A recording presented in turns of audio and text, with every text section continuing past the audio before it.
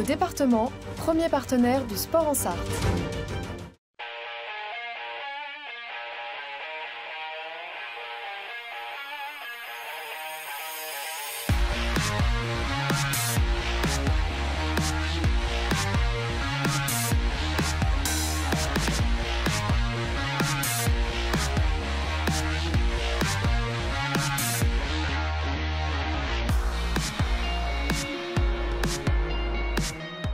Bonjour à toutes et à tous et bienvenue dans 72 Sports. Aujourd'hui, on va longuement revenir sur les trois confrontations entre l'EMSB et Monaco lors des quarts de finale de play-off de la Betclic Elite. On parlera également de cyclisme avec le Grand Prix de la ville du Mans qui se tenait au pied de la cathédrale du Mans.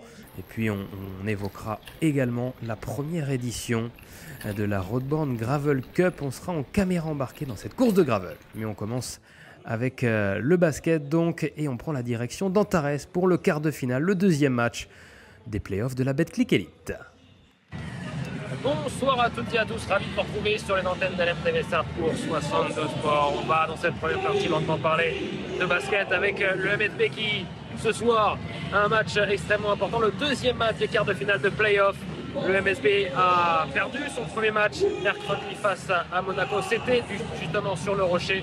Eh bien, le deuxième match, c'est à domicile, à Antares. Donc, vous le voyez peut-être derrière moi. Et peut-être que vous l'entendez également, la présentation des joueurs, les joueurs manceaux qui sont en train de rentrer donc sur le parquet devant une salle comble avec plus de 5000 spectateurs venus encourager donc les joueurs de Guillaume Vizade pour ce match donc capital pour espérer continuer les playoffs dans cette phase finale de la Betclic Elite. En cas de défaite, le MSB sera éliminé. En revanche, en cas de succès ce soir face à l'Ogre monégasque, eh bien, les Tangos auront un troisième match à aller gagner pour se qualifier en demi-finale. Et donc, ça sera ce dimanche, toujours face à Monaco pour essayer de remporter un deuxième match et gagner 2-1 cette série face au Rocher, face à la Roca Team. Ça sera pas simple, c'est l'une des meilleures équipes du championnat. Elle a terminé troisième du classement cette saison, finaliste de l'Euroleague il y a quelques jours encore. Et évidemment, c'est une équipe redoutable en France. Et je vous propose maintenant de regarder le résumé de cette rencontre, cette partie. Monaco démarre mieux ce match. Le Mans rentre dans sa partie avec des shoots longue distance, notamment de Léopold Delaunay.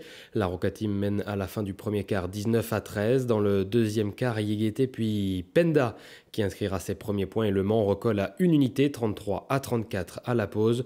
Troisième quart-temps très disputé, on retrouve Penda au dunk. Delaunay monte aussi au panier. Le Mans prend 4 points d'avance, 66-62 avant le dernier quart. Un dernier acte d'un niveau de jeu impressionnant. Antares se régale, Naras aussi.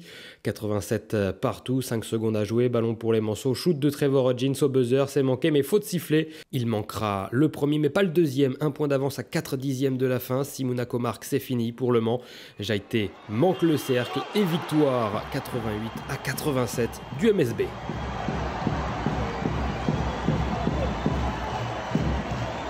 Et bien voilà la victoire donc du MSB dans ce match 2 face à Monaco. On retrouve Romain Quette. Bonsoir Romain. Bonsoir Antoine. Merci d'être avec nous, juste derrière nous. Le parquet évidemment sur lequel les joueurs du MSB ont réalisé une grande prestation. Les joueurs monégasques également, on va en reparler.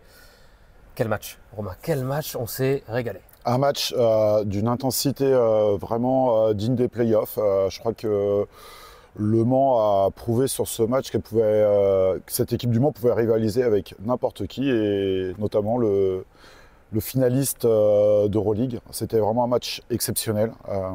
Et cette équipe du Mans a vraiment beaucoup de talent, beaucoup de caractère.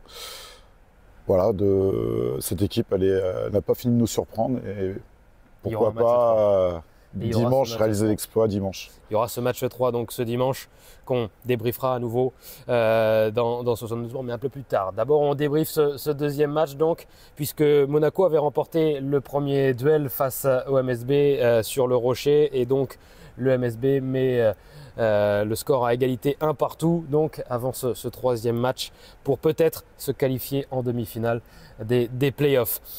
Début de match particulier, des Manceaux qui ont mis un petit peu de temps à rentrer dans leur match. Et quelle deuxième période où l'intensité et le niveau de jeu proposé est monté d'un cran, voire même de deux crans. Voire même de 2-3 crans, comme le soulignait Guillaume Vizade. On a eu une première mi-temps où le jeu était assez cadenassé, où Monaco a assez étouffé le jeu offensif du Mans. Mais les Manceaux ne se sont pas découragés en privilégiant de fermer l'accès à la raquette et en laissant un peu plus de liberté éventuellement sur les tirs extérieurs. Ce qui a bien souri puisque Monaco a frôlé, était en dessous des 20% de réussite à ce moment-là. Le Mans a réussi à s'en sortir avec son jeu de relance et puis un peu plus de patience en attaque. Et puis quelle deuxième mi-temps tout simplement avec une grosse débauche d'énergie tant défensivement, mais un jeu d'attaque qui s'en est pas ressenti pénalisé finalement. Victoire donc d'un petit point des Manceaux face aux Monégasques dans une fin de match complètement irrespirable ici à Antares. L'ambiance était complètement folle avec ce dernier lancé marqué par Trevor Rodgins qui avait loupé le premier, qui avait fait une petite frayeur aux 6200 spectateurs d'Antares avant de marquer ce deuxième. Il restait moins d'une seconde à jouer quand les Monégasques avaient cette dernière chance. 4 dixièmes. Et c'est Mam Jaïté qui se manque. Je crois que la salle d'Antares a retenu son souffle là, et certains, dont moi, ont cru que c'était terminé. Heureusement, c'est passé. Le ballon n'est pas rentré dans le cercle et donc les Manceaux s'en sortent avec ce score final de 88-87. Je vous propose d'écouter le coach Manceaux, Guillaume Vizade, justement après cette rencontre. On a fait une, on va dire, première mi-temps laborieuse, courageuse, pour coller au match. Et on colle au match, et on passe devant juste à la mi-temps.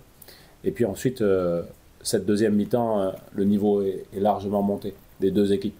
Peut-être qu'on avait les deux équipes pas trop de jus avec ces matchs rapprochés, ces déplacements rapprochés sur la première mi-temps. Par contre, quand les équipes ont eu un second souffle, le niveau et la qualité du basket proposé des deux côtés a beaucoup monté. Donc on a pu aller un petit peu plus sur les choses qu'on avait préparées, parce qu'on avait plus de fluidité, plus de continuité. Le match aurait pu largement basculer d'un côté ou de l'autre. La bonne chose, c'est que comme ça, quoi qu'il arrive, on ne meurt pas à domicile. Et puis, il faut aller jouer les yeux dans les yeux, encore une fois, contre cette équipe de Monaco.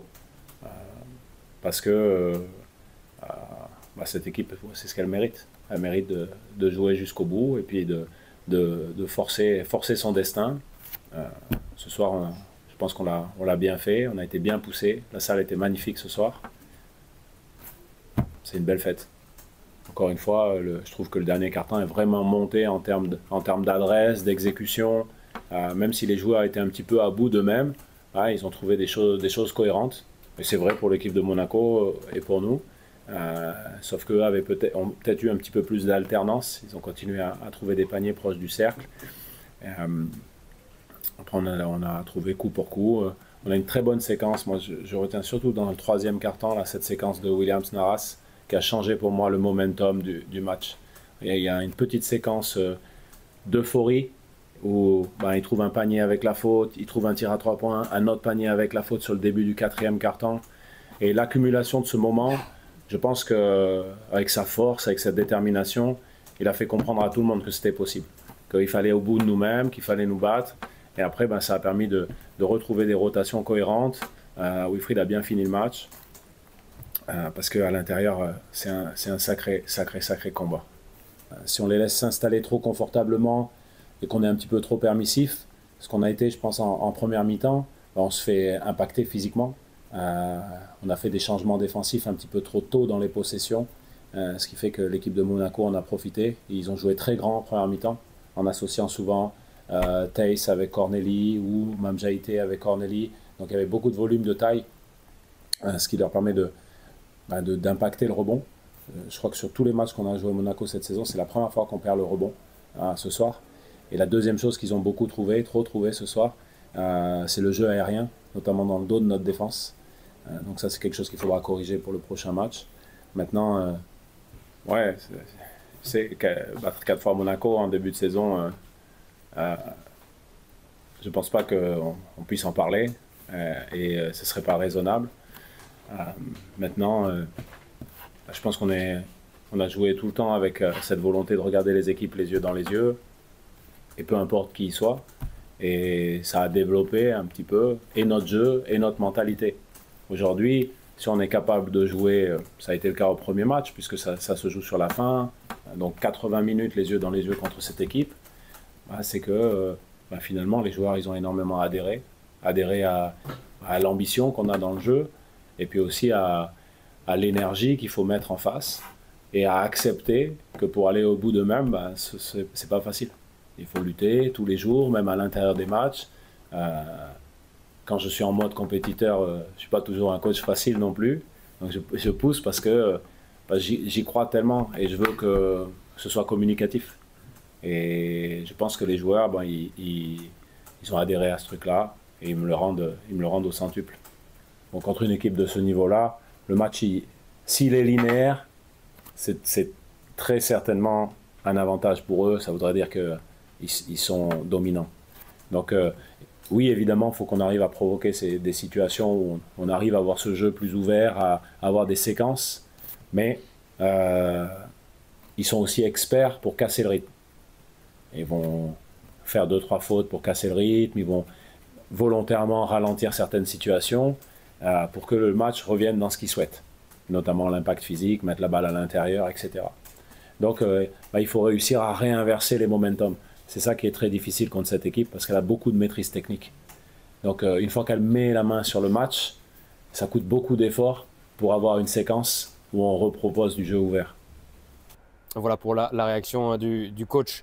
Manso, attardons-nous sur certaines prestations individuelles qui ont été marquantes ce soir et importantes. Tout d'abord, je pense à Léopold Delaunay qu'on a également eu en conférence de presse et qu'on écoutera un petit peu plus tard. 15 points, 10 points, 15 points et 10 passes pour Léopold Delaunay. Double-double, toujours autant d'énergie. Il a été impactant et précieux dans cette rencontre. 25 d'évaluation, ce qui est assez énorme. C'est le petit soldat de Guillaume Wizad. Il a été partout, en défense, sur Elio Okobo, qui n'a pas eu forcément beaucoup d'impact.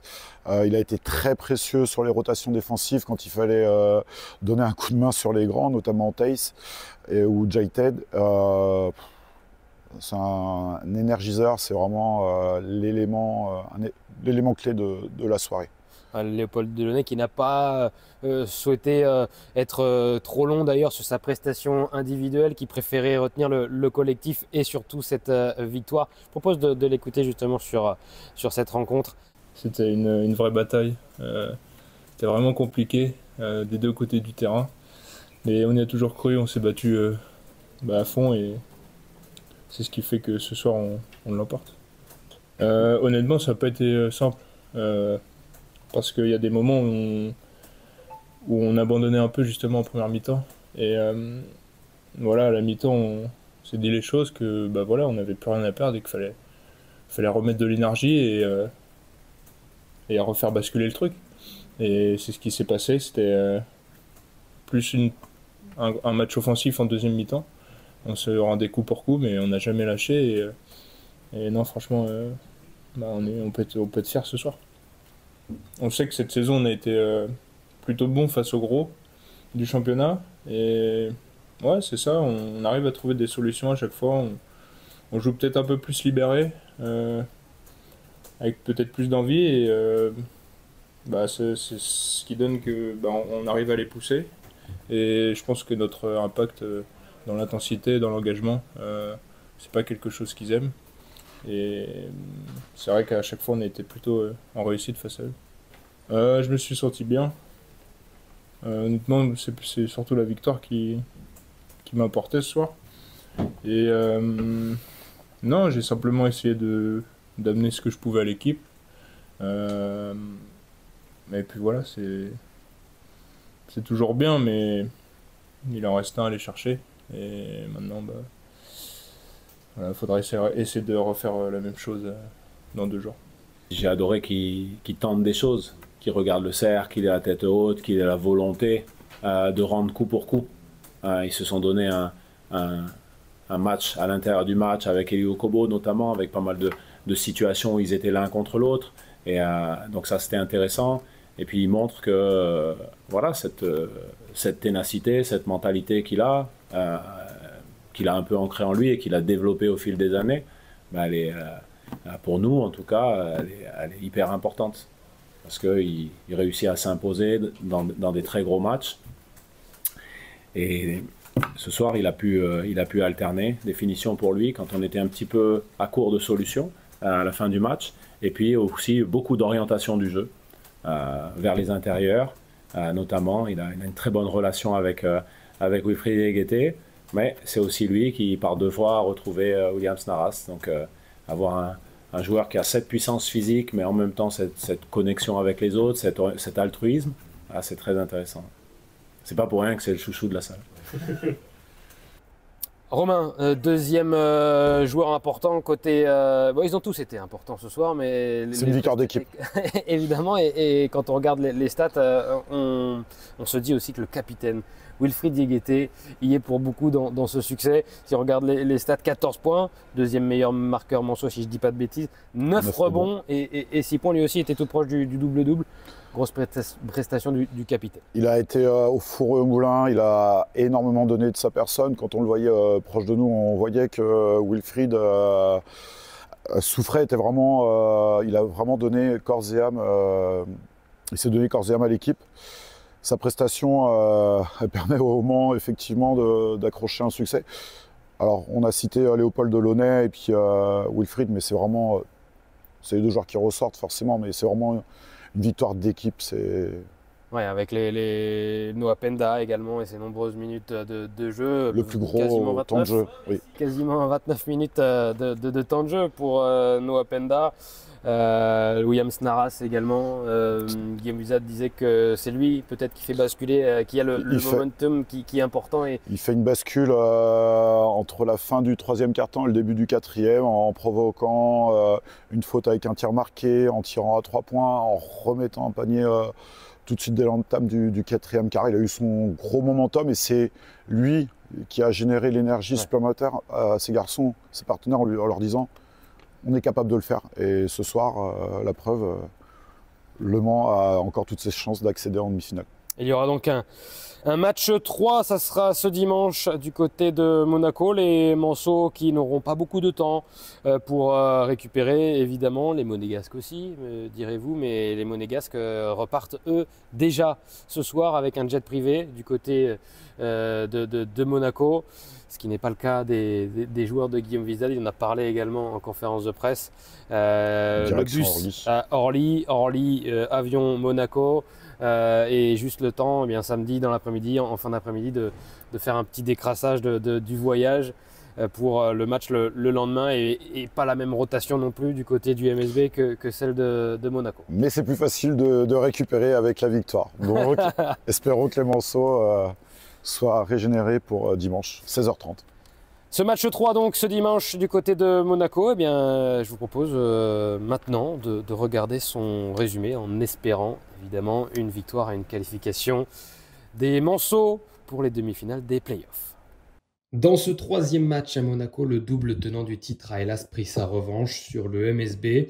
Les Manceaux auront tenu tête aux Monégasques jusqu'au début du 3e quart où la défense de la Roca Team a été décisive. Eli Okobo a fait mal avec ses 23 points et 5 passes décisives. Le MSB est éliminé des playoffs, mais les Tangos peuvent être fiers de leur saison. Bravo à Guillaume Wizard et à ses joueurs.